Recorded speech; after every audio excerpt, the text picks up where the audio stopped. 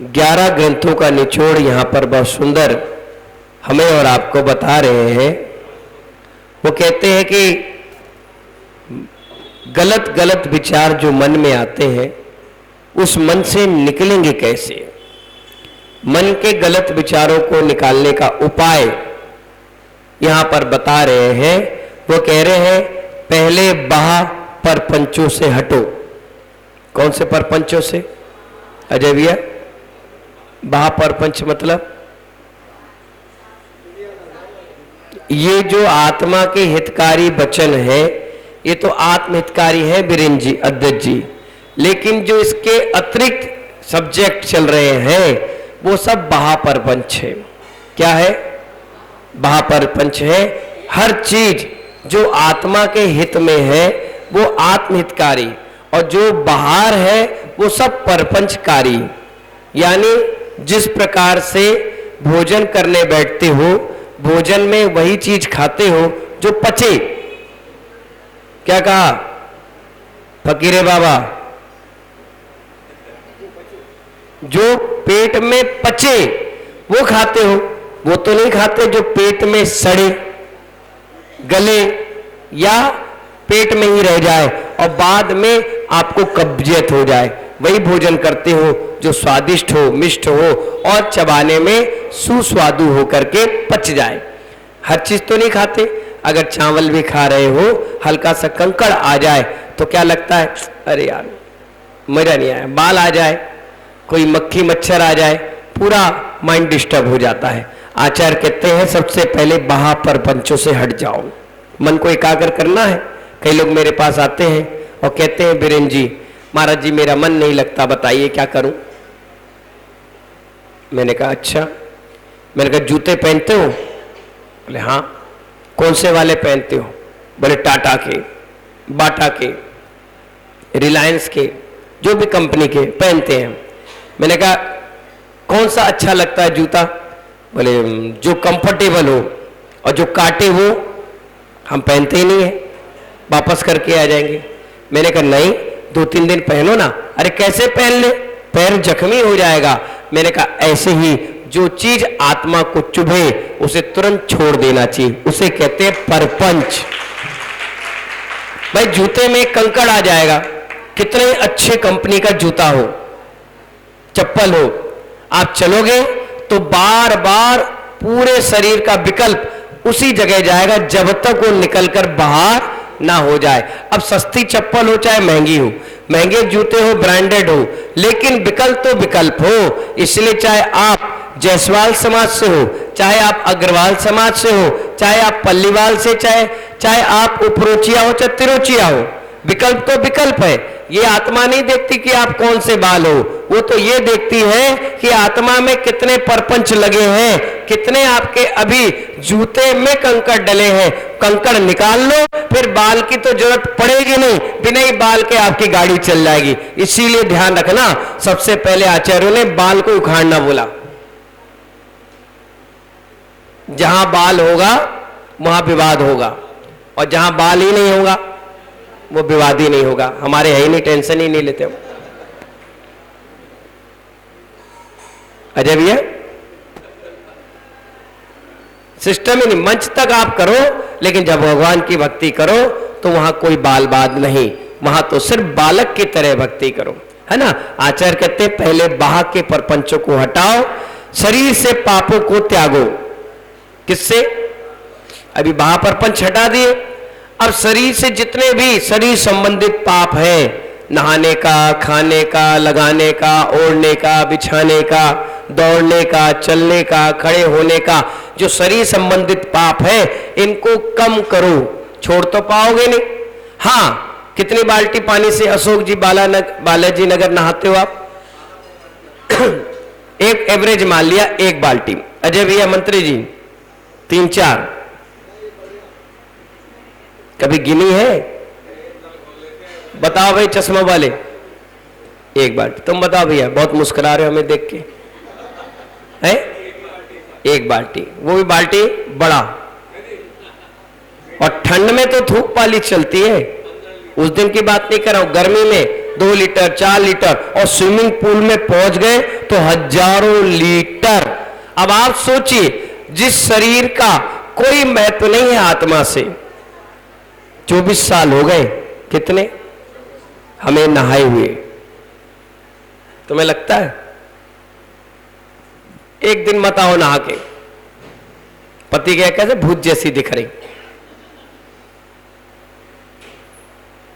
और यहां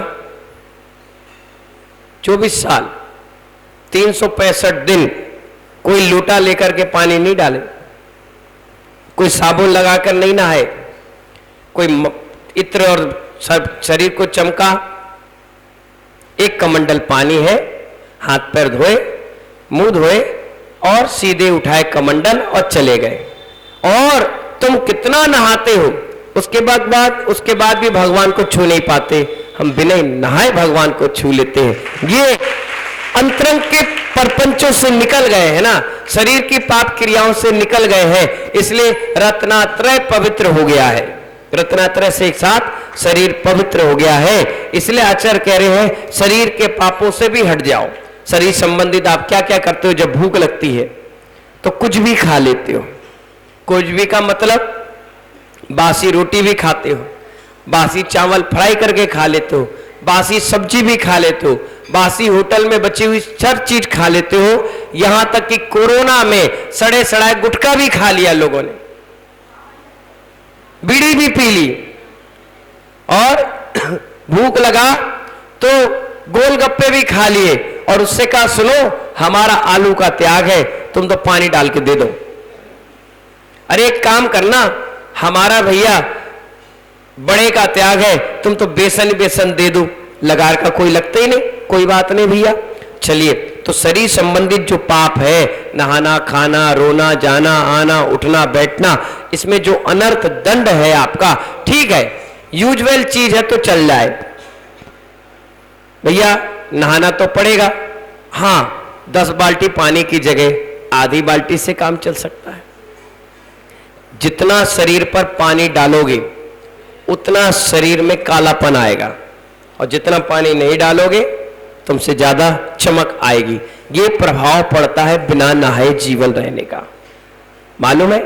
इसीलिए आचार्य कहते हैं शरीर संबंधित जो भी पाप क्रियाएं हैं और परपंच है, इससे हट जाओ। और फिर वचनों से जो पाप क्रियाएं कर रहे हो, झूठ बोलते हो, मायाचारी कर रहे हो, जो वचनों से आप छल कपट कर रहे हो, या इसकी कसम उसकी कसम, ऐसी तैसी गाली गलौज और ना जाने कितने अपशब्दों का प्रयोग करते हो, वो 3 चीजें हटा दीजिए। फिर आपका मन भगवान की भक्ति में इतना लगेगा, भर में रहने की इच्छा नहीं करेगी, हमारे साथ चलने की इच्छा करेगी। क्यों? क्योंकि परपंच हट गए, शरीर से पाप क्रिया हट गई, और वचनों से भी अपशब्द बोलना आपने बंद कर दिया। ये 3 चीजें अगर आपने अपने जीवन में धारण की तो एक मोती की माला में इतना सुंदर मन लगेगा जितना जीवन भर आपकी माला फेरने में नहीं लगा। हम लोग का भी परपंचों में दिन बीतता था, कहीं भी बैठ गए, फालतू की बकवास, फालतू की बातें, इधर उधर की, बिना हाथ पैर की, जो हमारे आत्मा की हितकारी नहीं, ऐसी क्रिया कर रहे, बैठे तो जमीन ही खोद रहे, बैठे तो चटाई का वो खींच रहे, कभी इसमें कोई दाना लगा उसको खींच रहे, कभी किसी को चिमक रहे, कभी किसी को छेड़ रहे, कभी किसी को कुछ बोल रहे, कभी गाली दे रहे, फोन पे बात कर रहे तो सैकड़ों गालियां दे रहे, जबकि प्यार से भी बात हो सकती है, प्रेम से भी हो सकती है, लेकिन बस बकवास करना है। तो हमारा भी मन क्या लगता था, जाप करने में आज तक नहीं लगा, और जब फिर लगने लगा तो समझ जाओ हमने परपंच छोड़ दिया। अब आप हमारे पास बैठोगे तो क्या मिलेगा? वही मिलेगा जो मैंने 3 टाइम सामायिक में इकट्ठा किया है। जो हमारे गोदाम में होगा वही तो माल आपको मैं दे पाऊंगा, दूसरे के गोदाम से लाकर तो दूंगा नहीं। इसलिए महानुभाव, जैसा हमारे अंदर आंतरिक परिणाम चल रहा है वही हम आपको दे सकते हैं। इसलिए परपंचों से दूर हट जाओ, अब शब्दों के बोल मत बोलो, और महानुभाव आचार्य कहते हैं शरीर से पाप क्रियाओं को हटा दो, बस आपका हर माला के मोती में मन लगना चालू हो जाएगा, अपने आप लगेगा। जैसे जितना परिगय आप रख करके ट्रेन में चलते हैं, कभी आप चढ़ नहीं पाओगे। आप अकेले जाओगे तो तुरंत झट से लोकल टिकट लेकर के भी लोकल बक्से में जाकर के बैठ जाओगे, क्योंकि वहां पर आप अकेले हो। उतने ही में अगर आपकी धर्मपत्नी आ गई तो विकल्प आ गया। अब पत्नी आएगी तो 3 बैग भी आएंगे, और बच्चे हो गए तो पत्नी क्या कहती है, लाओ। वो बहुत होशियार होती है, उसने देख लिया 4 बैग है, अगर बच्चे को मैंने पकड़ा तो 4 बैग इनको पकड़ना पड़ेगा, और अगर मैंने बैग पकड़ लिया तो बच्चा इनको पकड़ना पड़ेगा। 5 किलो का बच्चा तो चल जाएगा, 50 किलो का बैग कौन उठाए। वो क्या करती है, लो जी ये बैग आप संभाल लो, मैं बच्चे को, और वो सीधे सीधे आगे बढ़ जाती है। तुम कह रहे सुनो सुनो, जब तक वो सुनेगी नहीं जाके ट्रेन में बैठ जाएगी। अब आ जाओ, कुली तुम बनो, मालिक हम बनेंगे, क्योंकि लगेज आपने इकट्ठा किया ना। अब भुगतो। अब एक हो गए, चल भी जाए बच्चा, अब दूसरा हो जाए जो चलने वाला है, अब क्या करोगे। अब वो इधर उधर भागेगा, उसको भी पकड़ोगे, उसकी मां को भी पकड़ोगे। अब छोटे से 6 महीने 8 महीने के बच्चे, फिर उन बच्चों के छोटे छोटे बैग, फिर माता रानी के बैग, फिर पिताजी के बैग, और जो जहां जा रहे हो वहां के लिए भी ससुराल के लिए गिफ्ट, और नहीं ले गए तो सारी ट्रिप खतरनाक पड़ जाएगी। इसलिए महानुभाव, जितना संसार में लगेज है उतना चलने में परेशानी का सबब आता है। ऐसे ही मोक्ष मार्ग में जितना आपने परपंच कर लिया, जितना अपशब्दों का भरमार कर लिया, और जितना शरीर से पाप कर लिया, उतना दिक्कत मोक्ष मार्ग में जाने में लगता है। इसलिए आचार्य कहते हैं, मन से